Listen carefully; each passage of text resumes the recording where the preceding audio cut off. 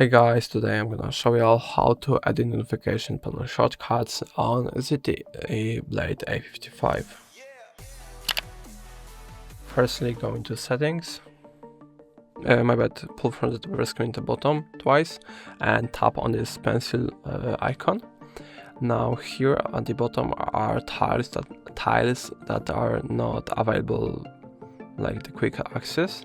So you just have to, let's say I would like to have do not disturb. You just have to press, hold it, drag it to the top and raise your finger. It works the same way around. So let's say I would like to get rid of read mode, and now just pull it to the bottom and raise your finger, and that's going to be all. As you can see right now I have do not disturb and I don't have read mode. So that's going to be all. If I helped you, please leave a like and subscribe, and if you have any questions, let us know in the comments.